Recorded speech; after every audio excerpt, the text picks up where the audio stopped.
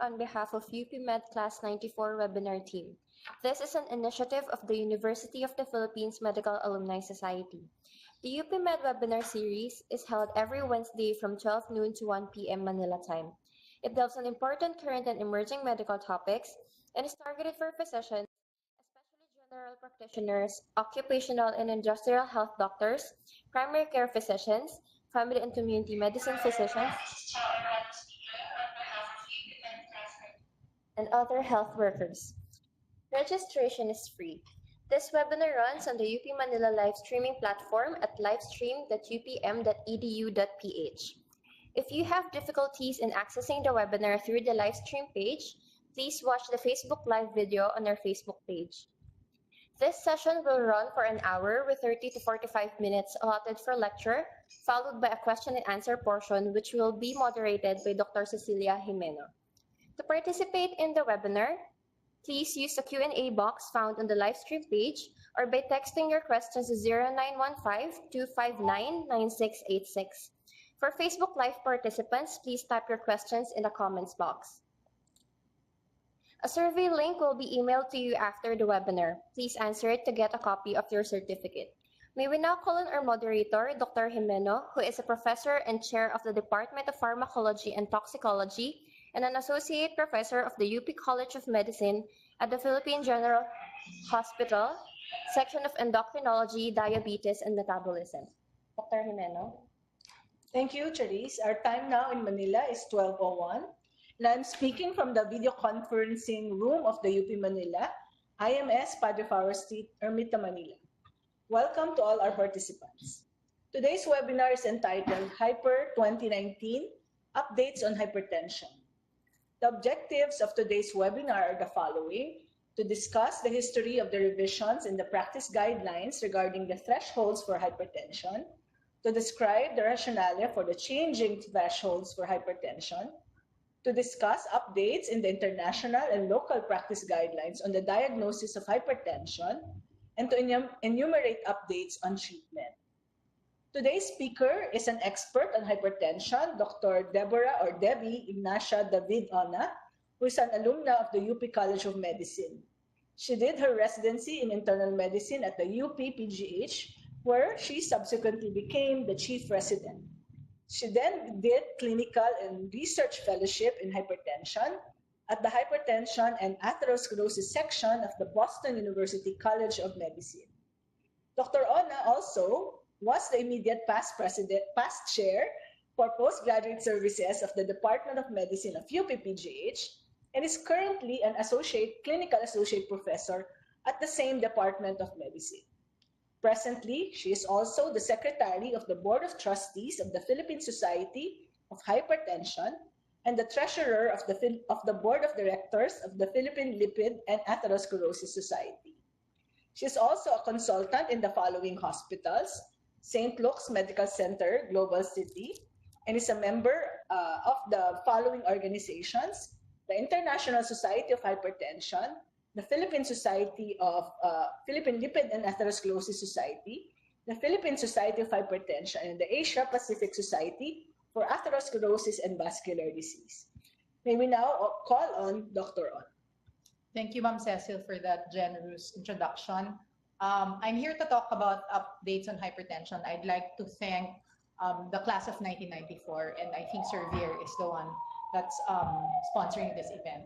So these are my disclosures, and as Dr. Ma'am Cecil said, these are the objectives of my talk. Basically, I will try to inject the epidemiology, determinants, and sequelae of hypertension because we need to know that it is really an important factor in the mortality and morbidity in our country.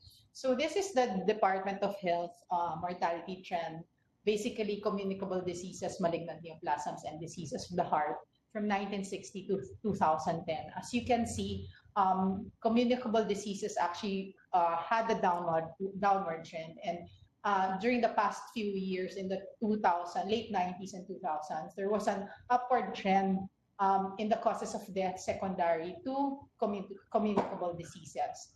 This is a NCD country profile 2014 of the World Health Organization. and it showed several Southeast Asian countries, and it showed that the Philippines has the highest probability of dying between ages 30 and 70 years old from NCDs. And if you look at the national burden of non-communicable diseases, this is the WHO NCD Progress Monitor in 2017. Out of the 102 million total population, 68% of deaths arise from NCDs. And out of that 29%, there's a 29% risk of premature death from target NCDs. And as you can see, among the leading causes of death, number 5 is hypertensive diseases, and majority of the stroke and heart disease the risk factors for those is usually hypertension. There's also an increasing prevalence of hypertension in the Philippines from 1992 to 2013. This is a study, Prashon study, it's a local study that showed that there's a 28% prevalence of hypertension in 2030. This just means that if we have 100 million people in the Philippines, 28 million will probably have hypertension. This is another prevalence that was done by the Food and Nutrition, FNRI, and UST, and they looked at the prevalence of hypertension per region. So this is among adults 20 years and over. So the overall national prevalence is 22.3%, with the highest prevalence being in the CAR region, 26.7%, followed by the Ilocos region. So wherever you are, this is the prevalence in your region. Basically, if you look at all of these, we've done a screening study. This is the May Measurement Month. It's a worldwide screening campaign by the International Society of Hypertension. We're in the Philippines as one of the countries, and they screened all patients regardless. And all the patients that they've screened, they saw that people do not really know that they are hypertensive. In the Southeast Asia region, it's about 15.3%. What is more alarming is that those patients who know that they are hypertensive and being treated have uncontrolled hypertension, which is 45%. We looked at the preliminary data in the Philippines. This is May Measurement Month in 2017. And as you can see, it's the same as that of the Southeast Asian data. So these are all patients that were screened, 18 years old and above, adults. And as you can see, 14% of those screened do not really know that they are hypertensive. And more so, what is more alarming is that those who knew that they were hypertensive and being treated were uncontrolled, so 41.6. If you add both, that's around 56, 57% of people who are walking timelines, meaning half of the people can suffer a stroke, can suffer a heart attack, or can suffer heart disease. So this is really a major problem here in the Philippines. This is the Prashon study, and it just actually tells you that with the prevalence of 28% among those in 2012 and 2013, among those who were treated, only 57% were compliant, and among those who were compliant, only 20% were controlled. So even if we treat our patients, it doesn't really mean that they're protected, because 20% of them only achieve control. So around 80% are out there with uncontrolled hypertension. I just like to show you that the DOH has a hypertension and diabetes registry. This was an initiative that they've done in a couple of years. And over the years, this is their DOH accomplishment on CVD risk screening using the PhilPen protocol. What they did is they screened all of the patients that come to their local health units, that come to the health centers. If they're more than 25 years old and above, they're risk stratified. And as you can see, from 2014 to 2017, there are close to 3 million of patients were diagnosed with hypertension, and 863 were diagnosed with diabetes. But what is more alarming is that among those who were screened, around 8.7% of those screened have a more than 30% risk, cardiovascular risk. So they're higher risk for developing an event. So this is very important because we all know that the relationship between hypertension and cardiovascular risk. So we know that the hypertension causes 4.5% of global disease burden, and here in the Philippines, it's basically the same thing. So the higher the blood pressure, the greater the chance of myocardial infarction, heart failure, stroke, and kidney disease. And for each increment of 20 millimeter mercury increase in your systolic blood pressure or 10 millimeter mercury increase in your diastolic blood pressure doubles the risk of cardiovascular disease. This has been seen in the Framingham Heart Study, where they followed up patients 36 years, patients aged 35 to 64 years of age. And they saw that compared to people who are non-hypertensive, meaning patients who have normal blood pressure, patients with high blood pressure or hypertension have twice the risk of developing coronary heart disease and peripheral artery disease, and 3 times the risk of developing stroke and heart failure. So it is important that actually we try to, when we see patients with hypertension, we need to bring their blood pressure to control. This is just to illustrate that hypertension is a risk factor for stroke and heart attack. The Philippines has been part of this study, InterStroke and InterHeart, and it showed that the number 1 modifiable risk factor for stroke is hypertension. And the hypertension is the number 4 modifiable risk factor for heart attack. Basically, how is hypertension defined? So this is the contention that we're trying to look at now. So traditionally, we're taught in medical school or in nursing school that systolic blood pressure is more than or equal to 140/90 or both is considered hypertensive. It applies to all adults older than 18 years of age. And then it's based upon the average of 2 or more properly measured readings at each of 2 or more visits after an initial screening. Our world was rocked when the Americans came up with new definitions for hypertension. So they defined hypertension as blood pressure of 130 to 139 over 80 to 89, and with stage 2 hypertension as a combination of stage 1 and 2 of the previous guidelines. They defined the high blood pressure based on observational data between systolic blood pressure and diastolic blood pressure and cardiovascular risks. And they actually based this from RCTs of lifestyle modification, randomized controlled trials of treatment with antihypertensive medications to prevent cardiovascular disease. Later, I'll discuss why this was so. So basically, the definition is still the same. It should be based on an average of more than or equal to 2 careful readings obtained on more than or 2 occasions. But the definition of hypertension is lower. It was 130 to 139. We got more confused when the Europeans came up with their own definition of hypertension in August of 2018. They actually retained the original traditional definition of hypertension, which is more than or equal to 140/90. And to confirm the diagnosis, we either have repeated visits for office BP measurement or out-of-office BP measurement, whether it's an ambulatory BP monitoring or a home BP monitoring. And they retained their old classification, basically of office blood pressure, which is 140/90, and they graded it according to the to severity, so grade 1, grade 2, grade 3, and so forth.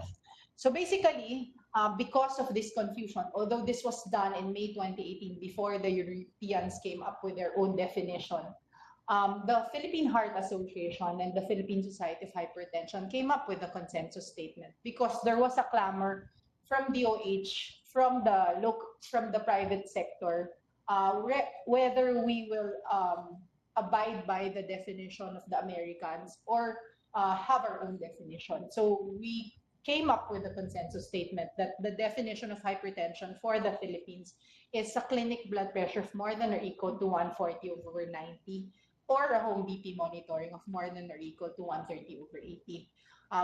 Because these have implications in terms of public health measures. Basically, it is recommended to base the diagnosis of hypertension on number one, repeated office BP measurements or out of office BP measurements, whether you do an ambulatory BP monitoring or a home BP monitoring, whatever is logistically and economically feasible. But basically, the dictum of all of the guidelines, the principle behind it is that you have to measure the blood pressure accurately.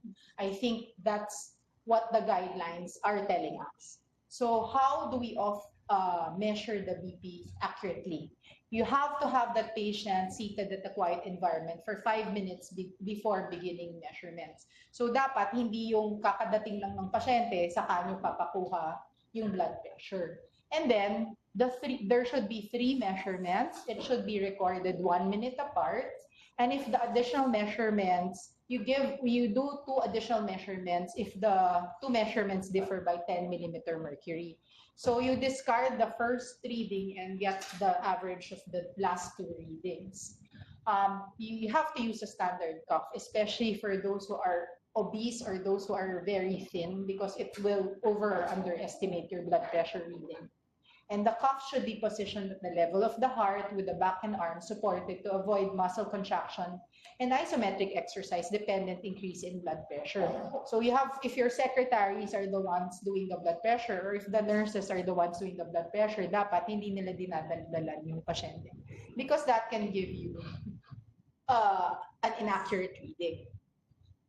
Make it a habit to, when the patient comes into your clinic, to measure BP so that you will detect between arm differences. Because if the right arm is greater than the left arm, then you have to monitor the arm with a higher BP. So use the arm with a higher value for reference.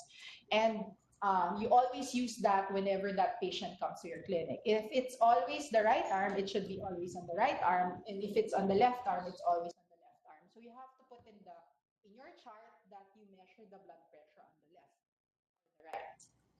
And then it's important that you measure orthostatic hypertension, especially for people who are very old, people with diabetes, and people with other conditions in which orthostatic hypotension may frequently occur.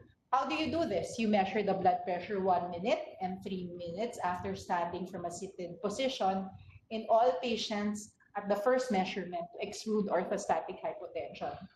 Even for those patients who have been on medications, who tell you that they've been dizzy, they get dizzy whenever they get up, you have to actually rule out orthostatic hypotension and adjust their medications accordingly.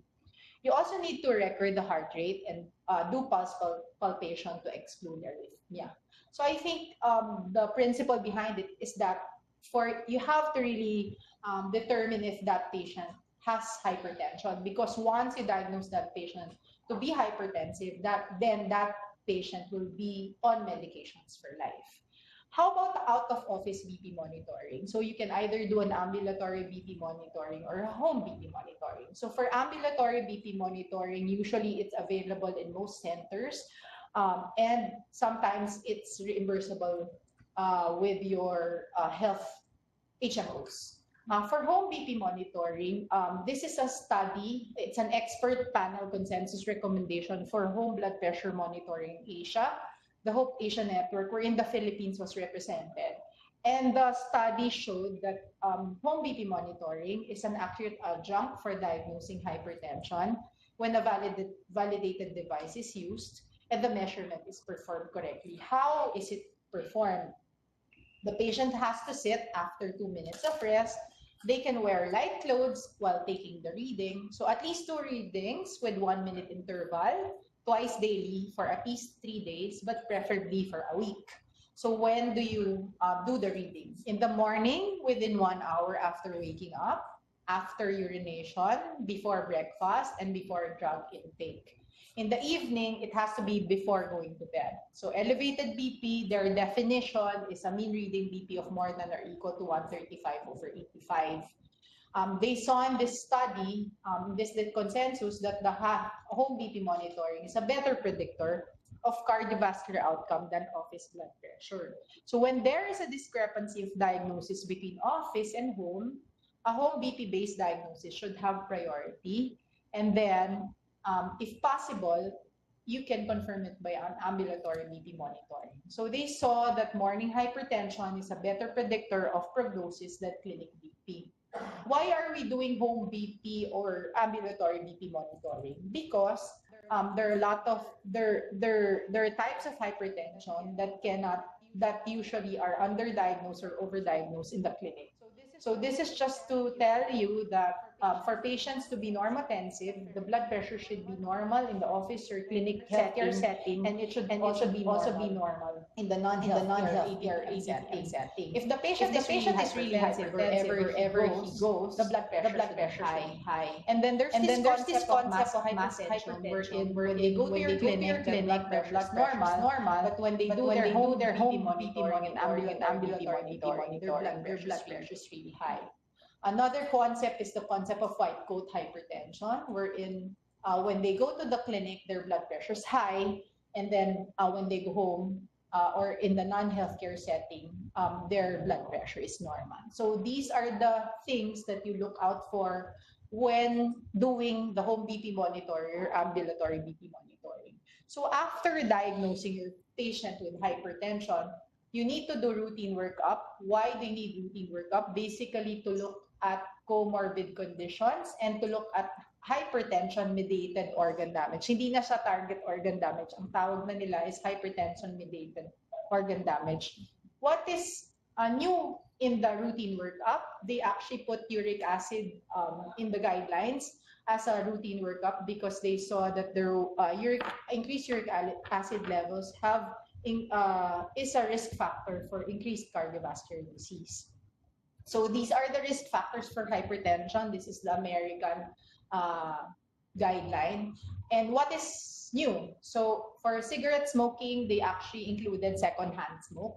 We know that diabetes is a risk factor. We know that dyslipidemia is a risk factor. We know that overweight and obesity, physical inactivity, and unhealthy diet are all modifiable risk factors. Relatively risk factors, CKD is one of the relatively fixed risk factors. Family history, we know that. Increased age, we know. Low socioeconomic status, male sex, and psychosocial stress. What is new here is that obstructive sleep apnea is a relatively fixed risk factor. So it's easy to actually screen for obstructive sleep apnea while your patients are waiting in your waiting room. There's a questionnaire that you can administer. It's either the Berlin questionnaire or the Stop Bank questionnaire. The Berlin questionnaire, we've already translated it into Tagalog, into the Tagalog version, and validated it here in the Philippines. So you can easily do that. So after knowing the risk factors for your patient, after looking at the workup, then it's really important to actually look at the total overall cardiovascular risk of your patients. As you can see here, if you look at stage 2, if that patient has hypertensive mediated organ damage or CKD grade 3 or diabetes mellitus without organ damage, even with a blood pressure of 140/90, that patient is high risk. So you have to be very aggressive in treating that patient. When more so if that patient has established CVD risk or CKD or diabetes mellitus with organ damage, then that patient has a very high risk. So it is important to not only look at the level of the blood pressure, but the concomitant risks, because that will help you in managing your patients, in trying to see how aggressive you are in that patient. There are a lot of risk classifications that you can do. There's an American, this is the European guideline. And you can also look, I think in DOH, they do the Philippine CVD NCD risk stratification assessment form, wherein they look at the 10-year risk of a fatal or non-fatal cardiovascular event. All you need to know is the gender, the age, the systolic blood pressure, the total blood cholesterol, smoking status, and presence or absence of diabetes mellitus. I think if you go to the DOH and the LGUs and the health centers, all patients more than 25 years of age are already stratified by DOH using the PIL-10 guidelines. So once you know the blood pressure for your patients, once you've stratified the risk, once you look at the looked at the concomitant conditions and associated clinical conditions, then when do you treat? So this is the threshold for treatment for the European Society of Hypertension. Actually, I made this because our definition in the Philippines is more than 140/90. So basically, it doesn't really discriminate whether you're hypertensive with diabetes, whether you're hypertension with CKD, whether you're hypertension with CAD or stroke. The cutoff would be if you're less than 80 years of age. The threshold for treatment is more than or equal to 140/90. So if you have patients who have blood pressure of more than or equal to 140/90, then you have to treat. For patients who are more than 80 years of age, their threshold of treatment is more than 160/90 because there are limited trials that look at the very elderly, the octogenarian. So the majority of the trials that look at this, their cutoff for treatment is usually in the 160/90 range. So what is the benefit of controlling blood pressure? We all know that a 10 millimeter mercury reduction in SBP leads to a 12% reduction in death, 27% reduction in stroke, 25% reduction in heart failure, 13% reduction in major CV events, and 11% reduction in all-cause mortality. What does this mean? So if you have a 50% chance of developing stroke, then if you reduce your blood pressure by 10 millimeter mercury, then it reduces your risk by 50%, 27%. So what are the BP goals in hypertension guidelines? So this is just to show you the evolution of the blood pressure goals since 2004 to 2016. Whether you look at the American, the European, or the Canadian guidelines, their threshold for treatment is usually the definition of hypertension. So their goal should be less than 140/90. In Asian, although this is in 2005 and 2004, it's also the same. It's less than 140/90, except for older patients who have their BP target is less than 150/90. So in the American guidelines, 2017 guidelines, madali because the BP goal is less than 130/80 for all general or specific comorbidities. And if you look at the 2018 guidelines on hypertension, it's still the same. It's less than 130. For people, for the age group of 18 to 65, what they recommended is target to 130 or lower if tolerated. And then they made the warning na not less than 120.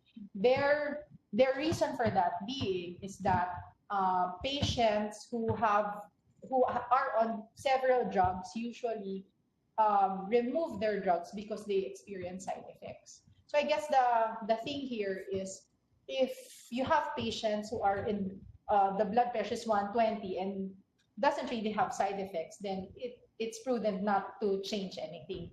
So, and there are certain studies that show that there's a J curve. That's why they don't want it to be less than 120. But if you talk to the authors, their primary reason was that if there are a lot of medications, mostly these patients will discontinue their medications because they have side effects if their blood pressure is lower than 120. So if your patients are more than 65, so the target is less than 140 to 130 if tolerated. And the diastolic treatment range is still the same. It's less than 80 to 70.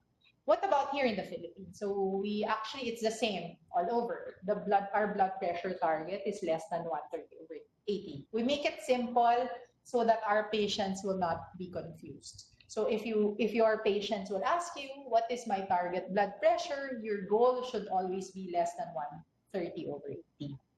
I just want to reiterate that non-pharmacologic intervention at the outset can reduce your blood pressure. So weight loss. So ang sinasabi ko sa mga pasyente, for 1 millimeter mercury, 1 kilogram reduction in weight loss, that's 1 millimeter mercury reduction in your blood pressure. So if they lose 10 kilos, that's 10 millimeter mercury reduction in blood pressure, the same as one drug. The healthy diet, it should dash dietary pattern, consume a diet rich in fruits and vegetables. You lessen the sodium intake. It's less than 1,500 grams, or at least a teaspoon of salt a day. Dietary potassium should be increased. This should be supplemented by the DASH dietary pattern. And exercise. So the exercise that we recommend is aerobic exercise, 90 to 150 minutes per week. That it can reduce your blood pressure by 5 to 8 millimeters mercury. And then alcohol consumption should be in moderation. For men, it should be less than 2 drinks per day. For women, it should be 1 drink per day. And there should not be binge drinking. Okay, so this is the treatment of hypertension. This is the American guidelines. I'll just walk you through it. So for stage 1 hypertension, they actually looked at 130 to 139 as the threshold for hypertension. But the next step is to look at the CVD risk of the patient. So if the CVD risk of the patient is more than 10, then they want you to do non-pharmacologic therapy and BP lowering medication, and then reassess the patient after 1 month. If the BP goal is not met, then you assess and optimize adherence to therapy. If the BP goal is met, then you reassess in 3 to 6 months. If the clinical SCVD or estimated CVD risk is less than 10%, then you do non-pharmacologic therapy and reassess in 3 to 6 months. What is this implication? Whether you follow the European, the American, the Philippine guidelines, there's just one overarching principle. They want you to screen and stratify your patients earlier, and then institute the necessary non-pharmacological therapy at the outset. So whether it's 120, whether it's 130, as long as that patient is at risk of developing, high risk of developing cardiovascular disease, then you have to be aggressive in trying to tell that patient to reduce the risks. If that patient is obese, then you have to ask them to lose weight. If that patient has dyslipidemia or dyslipidemia, then the lipid level should be low. Basically, that's it. It's trying to make you conscious that you need to look at the risk factors of your patient and stratify that risk and treat accordingly.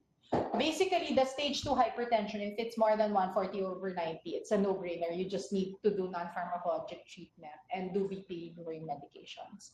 So what is the choice of medication? So if it's stage 1 hypertension, like the principle here is that depending on your target BP, your baseline BP and your goal BP, if your baseline BP is 20 millimeters systolic and 10 millimeters systolic above your target BP, well, let's say 130 over 80, then you have to institute combination therapy, either as a fixed dose combination or separate agents.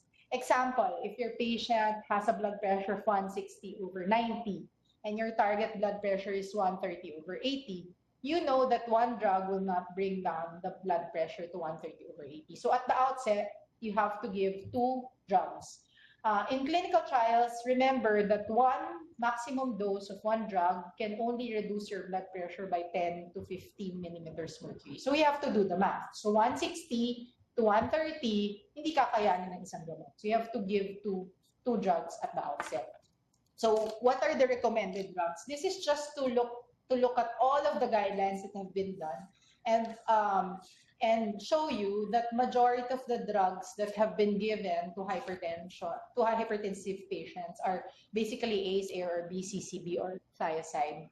And this is reiterated in the American guidelines in 2017 for initiation of antihypertensive drug therapy. The first line would be a thiazide diuretic, a CCB, an ACE or an ARB. The Europeans are more aggressive in treating. Their initial therapy at the outset is dual combination therapy.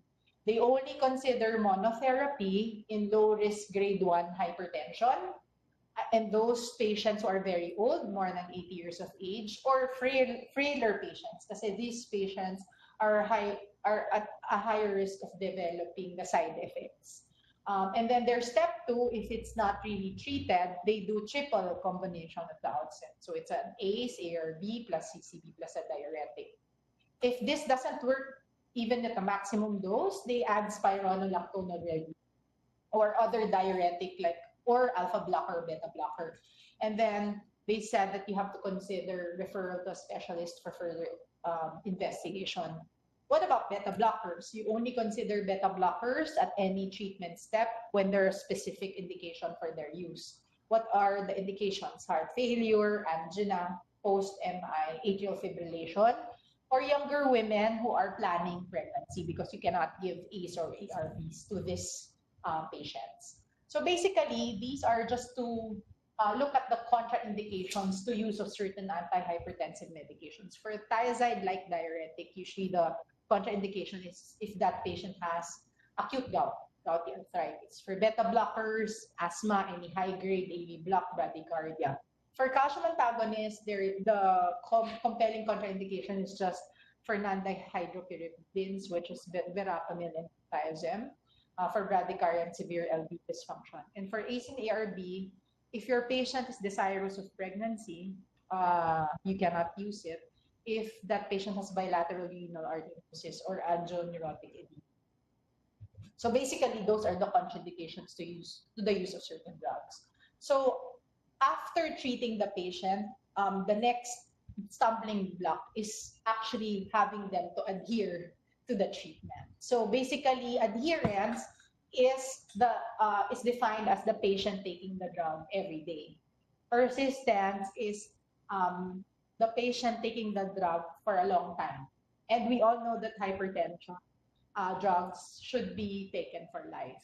And in this study, it showed that for patients who are hypertensive, there's a tendency to actually reduce. There's a reduction in adherence and persistence as the time goes by. So this is really a challenge for all of us because even if we get them to take the medications, we need to get them to take the medications for life so that they're protected. So basically, you have to look at why they discontinued the drug. Usually there's an event, usually there's a decrease in motivation. So these are the things that you can do to improve adherence at the patient level, at the drug level, the health system level. So sometimes there's reminder packaging, sometimes we simplify the drug regimen because they saw that in patients in Europe, sometimes they're uncontrolled because they only take the drug, the morning dose of the drug, and they forget to take the afternoon dose or the evening dose of the drug. That's why most of their control rates, even in the developing countries, are small. So basically, this is just to look at the significant improvement in adherence and persistence if you give drugs, fixed dose combination drugs, or separate pills at the same time. So basically, there's ease of administration of the drugs. Basically, what are barriers to achieving blood pressure control? So there's therapeutic inertia. So there are 3 questions to ask oneself. What is the blood pressure? So our definition is more than 140/90. Second, we need to stratify the risk, the cardiovascular risk. And if these patients are very high risk, then we need to be very aggressive in bringing down that blood pressure.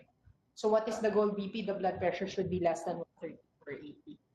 The second barrier is poor adherence and persistence. We need to evaluate every time treatment adherence. So basically, if that patient doesn't know what their drug is, chances are hindi nila araw-araw.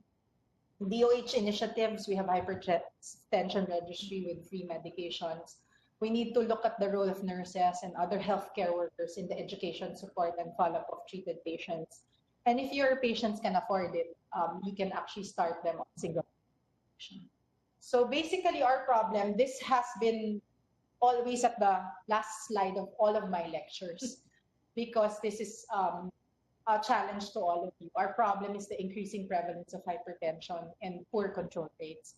Our mission is to decrease the prevalence by prevention and increase the control rates. So you look at the scorecard of the WHO NCD Progress Monitor in the Philippines, and number 9, national NCD targets, that's not achieved. And in number 9, guidelines for the management of cancer, CVT, diabetes, and CRD is partially achieved. So I've given you the scenario. I've given you the national situation regarding hypertension. I hope you can join us in trying to control hypertension. So what are our action points? We need to screen and measure. So screen all patients regardless. So 18 years old and above, when they go to their clinic, you have to screen them. You have to know their cardiovascular risk. Hindi lang sa hypertension, lahat. Diabetes, dyslipidemia, obesity. And then you have to institute lifestyle modification. Yun naman yung message ng American guidelines. You need to look at cardiovascular risk of all of your patients. How do we, and then we prevent. Measured accurately and efficiently. So we treat. Once we treat, we have to treat early and effectively, and we have to treat the target to reduce complications and achieve higher control rates. With that, I'd like to invite you to the May Measurement Month. This is our 3rd year. It's a worldwide screening event in cooperation with the International Society of Hypertension. So if you want to join us with screening all of your patients in the community or in your clinics, just go to www.maymeasure.com or call the Philippine Society of Hypertension. Thank you. Okay. Thank you for that very informative lecture, Dr. Ona. We now have 118 participants logged in to live streaming and another 200 participants through Facebook Live. We would like to thank today's sponsor, Survey Philippines, for giving us the opportunity to present this lecture. And at this point, we'll now pause and allow our webinar viewers to ask questions for our speaker. While we're waiting, let's look at a few questions that have been texted in and try to answer. First, I'd like to have shout out to my friends and my Okay. classmates who are listening. Okay. You did mention in your lecture, Debbie, that despite a lot of Filipinos already receiving treatment and apparently being compliant, they're still poorly controlled. What's the reason for that? I mean, of course, you showed all the different things internationally, but what do you think is the reason for why in the Philippines, even if for those patients who are apparently compliant, apparently taking treatment, they're still poorly controlled? And you said it's almost 50% of them. Yeah. So sometimes, because number 1, when they're hypertensive, they hardly have any symptoms.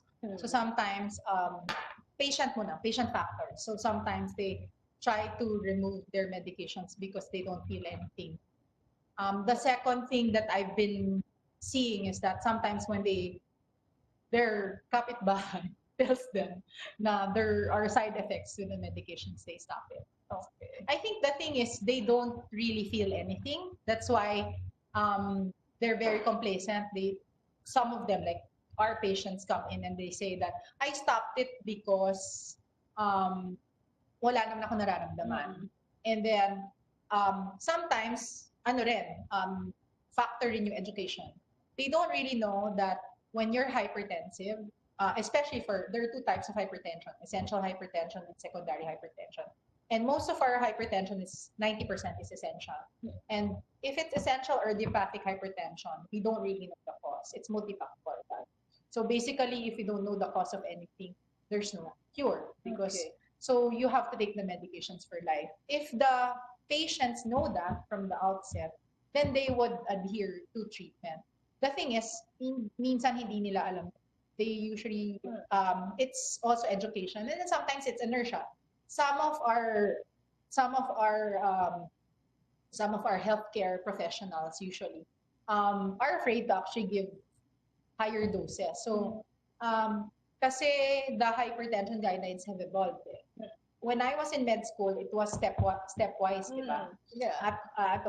Low dose muna, tapos 1, 2. So I think those are the things that we need to change, because now we have to be aggressive at the outset.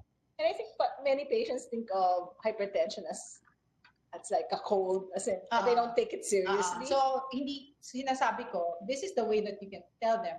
hindi ho siya katulad ng ubot sipon na pag binigyan mo ng gamot, nawawala. Ang hypertension, hindi siya mawawala ng kusa nang wala kayong ginagawa. So kung ayaw niyo maggamot, dapat mag-diet kayo, mag-exercise kayo for life. Kung hindi niyo ho kayang gawin yon, then you have to take the medications. I have a couple of questions from Facebook Live. From Jay Chavez, he has a question about the incidence of pediatric hypertension. Is it increasing? Of course, I know you're an adult, you're an internist, you're an adult doctor, but maybe you know the answer to this. He's saying that he's been seeing quite a number of epistaxis happening in the pediatric age group, and then once they check the BP, it's quite high. It's higher than the 95th percentile. Yeah. I think the Philippine Pediatric Association is cognizant of the fact that there's an increasing prevalence of hypertension. Ang problema kasi dun sa definition nila ng hypertension, masyado siyang tedious kasi it's based on the percentile, etc., etc. So I think they're trying to make a guideline out of it so that it's more para mas mas madali for everybody. And the root cause is, diba, we've gone to the lecture of Dr. Sa PMA. Yeah. The first 10 years of life, those are the things that the patient is exposed to cardiovascular risks. So, dati kasi cute patabain yung mga bata. Pero nakita nila in studies that the first 10 years, from 1 year old to 10 years old, nagsisimula na yung cardiovascular damage, endothelial damage. So I think, kaya nga ang sinasabi natin, the prevention should not be at dun sa adult level. It should be in the starter family level. Kasi hindi naman tatabayan kung hindi naman papakainin ng mga magulang. So basically, those are the things that we need to. And there are, because with the rise of obesity, you see the correlation And then, I don't know if I'm privy, if I can tell you this, but the study by Dr. Robbie C. shows, life care shows that among Filipinos, the greatest risk factor for hypertension is weight. Okay. Dr. Grace Serrano is asking if you can just again enumerate the drugs the specific drugs for hypertension that fall under the drug classes. So for example, if ARB, what are ARBs? What are ACE inhibitors? Just to refresh probably. Hi, ma'am. ARBs, angiotensin receptor blockers and ACE inhibitors, they're renin-angiotensin aldosterone system inhibitors. So for ACE inhibitors, yun yung mga example would be imidacryl, enalapril. Those are the long-acting ones. The short-acting ones are your captopril. For your ARBs, yun yung mga losartan, telmisartan, irbesartan. Ang ACE inhibitor pala, tapos beta, and then calcium channel blockers would be your amlodipine, felodipine, and then your diuretics, depends Your thiazide diuretics are your hydrochlorothiazides, your non-thiazide diuretics are your indapamides, and then you have loop diuretics, which is your furosemide, and then your aldosterone antagonists would be your spironolactone. Beta blocker, yun yung mga metoprolol, and then your beta alpha would be your tarvedin, soprolol, nebivolol. I think you meant to say perindopril. Perindopril. Sorry, ACE inhibitor is perindopril. There's a question here from Toy Much asking, do you know of a list of BP apparatus, the electronic ones that are acceptable for home BP monitoring? The Philippine Society of Hypertension actually did validate 2 Omron. So if it's from the United States or Europe, you just look at if it's validated by either the American Society of Hypertension or ACCHA or International Society of Hypertension or European Society of Hypertension. Here in the Philippines, we've validated 2 Omron. So how do we do that? We really have a protocol, and then we validate it from the mercurial and to look at to see if there are discrepancies in the readings of the blood pressure. Okay. So if it's coming from, let's say, there's like something on the box that says that it's validated. And then the thing about the digital monitors is that you can have it recalibrated every year for free. Okay. Can you comment on because even when we were residents, it's a frequent thing that happens that a patient who may or may not be known to be hypertensive but who's asymptomatic comes to your clinic and then has very high blood pressure, 180 over 100, and then they stay in the clinic a long while because we're attempting to lower it down to a certain number, and they stay there a long time when in fact they're asymptomatic. So what do you do when you find patients like in your clinic who are coming in for maybe blood pressures that are quite high, 180 over 100 or even higher? What should you generally do when you find them? So basically, when we teach them, you have to differentiate between hypertensive urgency and hypertensive emergency. So these are the cutoff is 180, 110. Although that's not that's hindi yan validated by clinical trials. That's expert opinion because they saw that with the 180, 110, there's increased risk of developing complications. So basically, you have to look at if it's hypertension, urgency, or emergency. So pag emergency, either na-stroke, na-atake sa puso, or dali na sa ER. How about yung mga nagka-complain with blurring of vision? Pag mga urgency, depende. Kung halimbawa newly diagnosed, then you have to try to lower down the BP.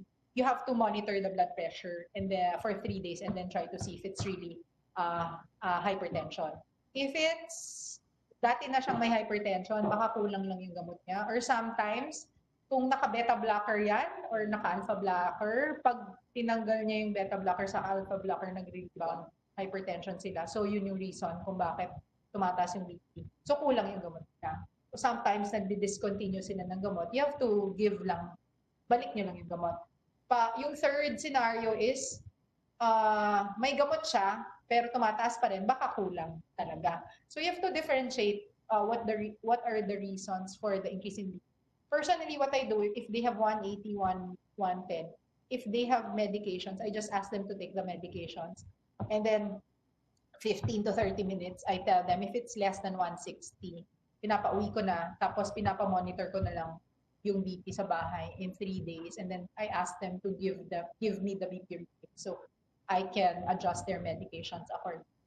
But definitely, if that patient is in hypertensive emergency, then you have to bring that patient to the ER. Okay. Dr. Serrano has another question. Can we actually prevent hypertension by giving, for example, losartan or other ARBs in a maybe low dose in patients who still have good blood pressure, let's say 120 over 80, but have a strong family history of hypertension and cardiovascular disease? Her question is, much like in diabetes, it's pre-diabetes, we give metformin. Can you actually do that for hypertension? Ma'am, the trials, hi Ma'am Grace, again. The trials that actually, if you look at the guidelines, if their blood pressure is 120, kasi sa American guidelines, 128 is high BP na, di ba? You look at their risk factors pa rin. If they have diabetes, if they have diabetes, dyslipidemia, obesity, you have to be aggressive in the non-pharmacological treatment. Kasi ang mangyari dyan, hindi mo alam kung kailan siya mag-hypertension. Ang tendency dyan, if you give them losartan, then probably that losartan will be there for life. So you have to give them the benefit of the doubt. If you look at the trials, they're given 3 months to 6 months to be able to lose weight, to be able to modify their diet. So it's a big factor for increasing BP. To be able to exercise, to reduce smoking can also increase your blood pressure. And if you look at these patients after 3 months, if they do the non-pharmacologic, their blood pressure will turn out to be normal. Yeah. Saka, maybe if you give it too early, they'll just have an adverse drug reaction to the drug. Baka mag-hypotension pa yun. There are a couple of questions on live stream. So this is a common problem among people who take calcium channel blockers. They develop bipedal edema. The specific one that is being cited is amlodipine. What do you do if they develop bipedal edema? Usually, bipedal edema, it's basically there's vasodilation. It's more common in the summer months. You can dose it like twice a day, hahatiin yung dose, and then try to see. But kasi wala naman talaga yung major serious event eh. Tinatanong ko sa pasyente if na ano talaga sila, parang ayaw nila yung edema. So, ang ginagawa ko, hinahaf ko muna yung dose, tapos going twice a day yung dosing. Or, kung ayaw talaga ng pasyente na may edema siya, pangit. So, inaano ko na lang. Change it to something Change ko. Or sometimes, you combine it. You do ACE and calcium channel blockers because they have complementary actions that can reduce the edema in the lower leg extremities. So, this is also a common observation. People who do home BP monitoring and they use the digital one, they complain that their diastolic BP is too low, like less than 65. But they're fine. They're not dizzy or anything. And then they already have controlled systolic. They're afraid that they're already hypotensive. Since what registers on their digital blood pressure monitor is actually quite low. So what should they do? Usually, you have to tell them to do their blood pressure monitor. If they're doing home BP, it has to be 3 times, 1 minute apart. So basically, that's the thing. If it's consistently low, kung hindi naman sila symptomatic, then we don't do anything about it. But basically, you have to teach them how to do it. Kasi sometimes, isang reading lang sila.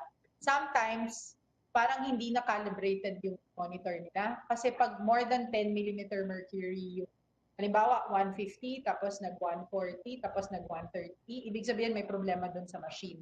It has to be medyo dikit-dikit. So halimbawa 140, 145, 143, ganon.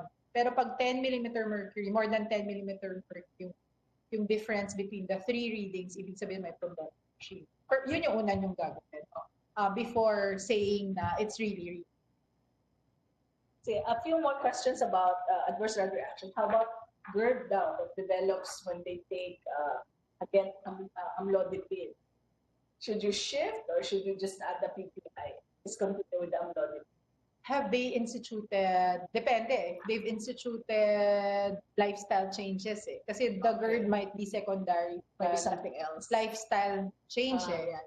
Kung halimbawa, hindi naman siya, inom pa rin siya ng mga bagay na nakaka-aggravate ng GERD or hindi niya, wala pa siyang lifestyle modification, you can't really say exactly na it's secondary to amlodipine. It's just low dose eh. It's 5. And then this is a practice that we find people are still doing that. Is it still safe to give catapres or clonidine sublingual for patients with high blood pressure, like 160 or over 100? It's not in the guidelines anymore. That's why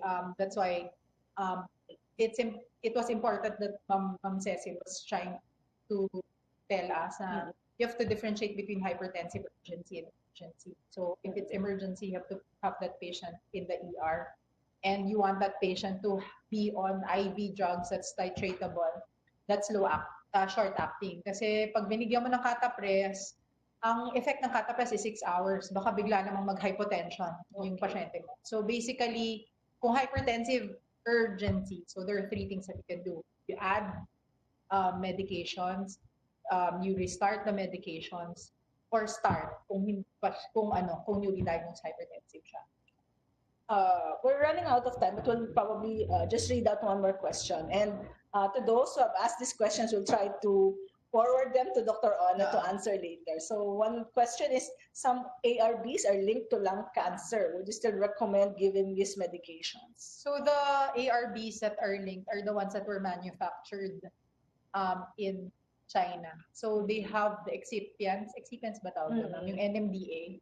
The excipients that they used are the ones that are carcinogenic. Yeah. So most of the ARBs that we have are not manufactured in China. The ones that have been manufactured were pulled out already. It was just a specific lot number, I think, and it was disseminated by both the US and the Philippine FDA. Yeah. Okay. So thank you to everyone who participated, and thank you for that, not only the lecture, but that engaging discussion. And there are really a lot more questions, both in Facebook and live stream, but we will really take care of having those questions answered. After this session, an email containing a survey link will be sent to you. After answering the survey, your certificates will be sent to you. Please answer the survey so we can then assess our webinar and address more of your preferences and give you materials from this session. Thank you for joining us. We'd also like to thank our sponsor again, Survey Philippines, for this support to the webinar. We hope to see you again in our upcoming webinar on February 20, Wednesday, 12 to 1 p.m. Manila time, with our speaker, Dr. Carlo Paulo Silva Castro, entitled Mental Health in the Community, sponsored by J&J Philippines. So Dr. Castro is taking over Dr. Pascual, who had asked to be excused because of a death in the family. Please invite your colleagues to join this continuing weekly CME webinar series. All webinar schedules and resources will be posted at our Facebook page, facebook.com/upmedwebinars. You may also email us at upmedwebinars2019@gmail.com for any inquiries. On behalf of UPCM Class 1994 and the UP Medical Alumni Society, we'd also like to thank our collaborating units, the UP College of Medicine Postgraduate Institute of Medicine, the UP Manila Information Management Services, and AHIN. This is Dr. Cecil Jimeno with Dr. Debbie-Ona and the UP Medicine webinar team closing this session. We hope again that you will attend our webinar next week on mental health in the community. Please also join us for the 2019 Aging and Longevity webinars every second and last Friday of the month. So this is Dr. Cecil Jimeno with the webinar team, wishing everyone a happy Valentine's Day tomorrow, and take care of your heart and your hypertension. Happy Valentine's Day.